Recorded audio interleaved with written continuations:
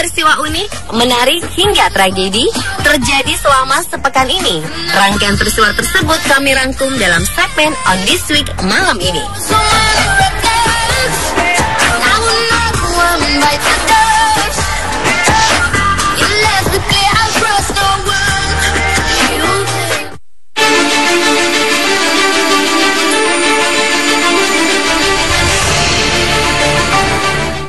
Maskapai Belanda Koninklijke Luchtvaartmaatschappij atau dikenal pula sebagai Royal Dutch Airlines, James Gray, dilarang terbang lagi dengan maskapai tersebut usai mencoba membuka pintu pesawat pada ketinggian 30.000 di atas permukaan laut. Saat itu Gray tengah berada dalam penerbangan dari Edinburgh, Skotlandia menuju Amsterdam, Belanda.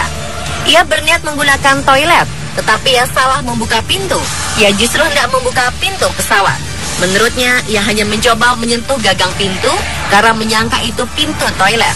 Grace setelah mendarat di Bandara Schiphol, Amsterdam, Grace segera diamankan dan ditahan selama 1 malam. Grace dibebaskan setelah membayar denda 600 euro atau 10 juta rupiah. Ia dilarang terbang bersama KLM untuk 5 tahun ke depan. Ia mengatakan kalau ia tak sengaja membuka pintu pesawat. Grace bukanlah satu-satunya penumpang yang mendapat masalah dalam penerbangan. Awal September lalu, pesawat Thomas Cook yang berisi 213 orang terpaksa mendarat di Bandara Sofia, Bulgaria akibat ulah seorang perempuan mabuk yang diduga menendang, memukul, dan menjedotkan jendela dan pintu pesawat dalam penerbangan dari Newcastle ke Turki.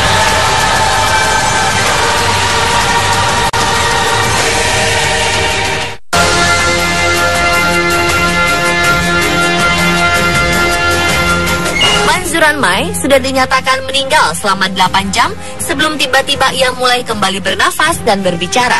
Dan di kehidupan keduanya, suara wanita ini berubah menjadi suara seorang anak. 4 hari sebelumnya, Mansuran Mai dan keluarganya berpergian ke Jumbagot, Karachi. Dari Muzaffargarh, sang suami mengatakan Mansuran Mai meninggal pada dini hari.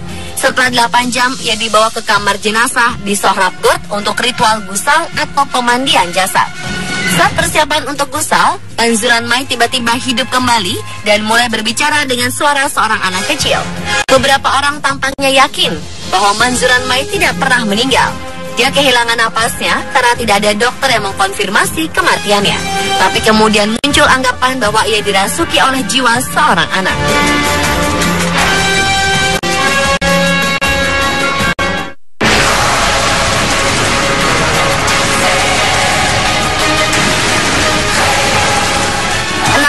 Orang tewas dan 300 lainnya hilang akibat longsoran terjadi di Guatemala, tepatnya di Santa Catarina Pinula, Amerika Tengah.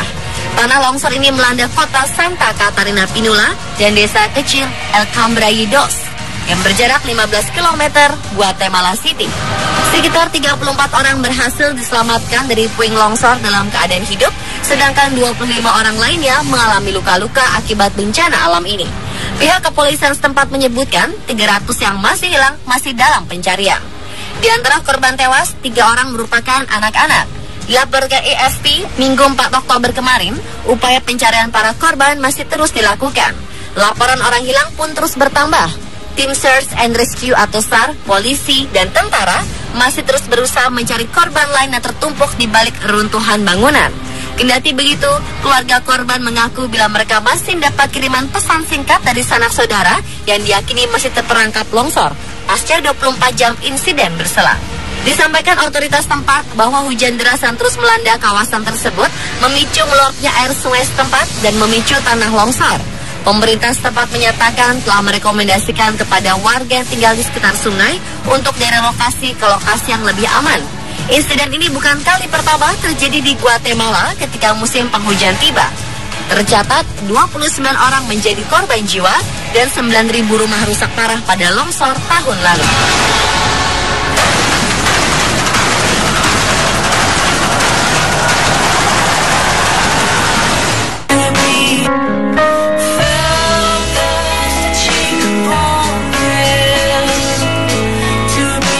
Ini bukanlah taman laut, tetapi perkebunan sayur dan buah yang berada di dasar perairan. Kebun unik ini bernama Nemo's Garden. Nemo's Garden di Italia ini merupakan kebun bawah air pertama di dunia. Nemo's Garden dirancang dengan metode pertanian inovatif. terdiri dari 5 biosfer yang ditempatkan di Laut Savona.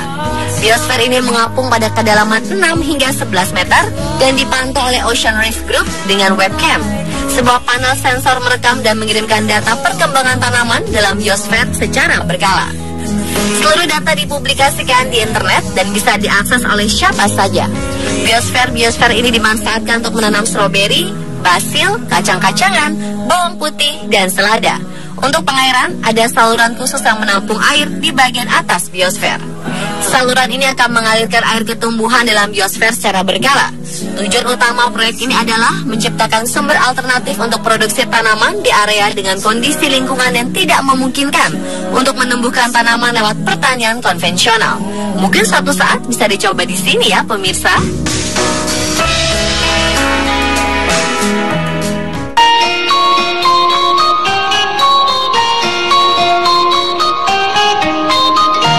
Kejadian unik sekaligus luar biasa menimpa Teresia C, di mana ia akhirnya bisa kembali menggunakan ponselnya yang sempat hilang di laut.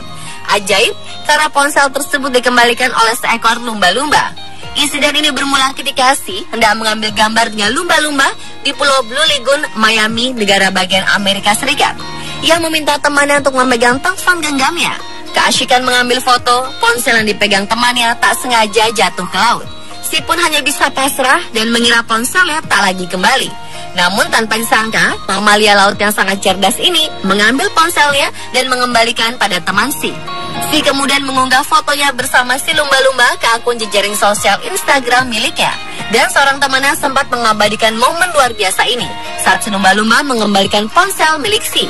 Video ini sudah dilihat lebih dari 2,2 juta orang dan dibagikan lebih dari 21.000 kali di media sosial Facebook.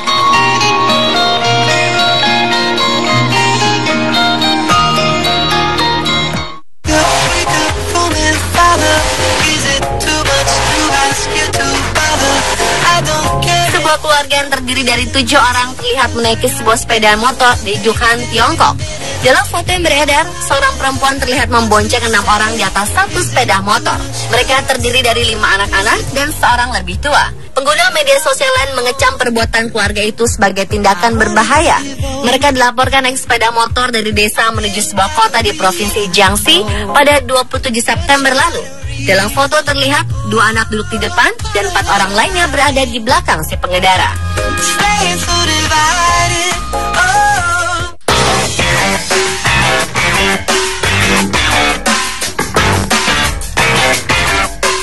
Para pembuat coklat di Venezuela berkumpul di Caracas dalam upaya memecahkan rekor pembuatan koin coklat terbesar di dunia guna merayakan gelaran pameran coklat 2015. Adalah Yayasan Swadaya Nuestra Tierra yang membantu koordinasi pembuatan koin coklat dengan diameter 240 meter dan bobot 607 kg. Koin coklat ini mengalahkan rekor sebelumnya yang berbobot 658 kg. Sekitar 80 pembuat coklat membutuhkan 10 jam untuk membuat koin coklat raksasa ini. Tidak cukup hanya memecahkan rekor, mereka juga ingin membuat koin coklat seberat 1 ton. Koin coklat raksasa ini menjadi pembuka di pameran coklat internasional di Caracas pada tanggal 4 Oktober. Oh no, I don't need you.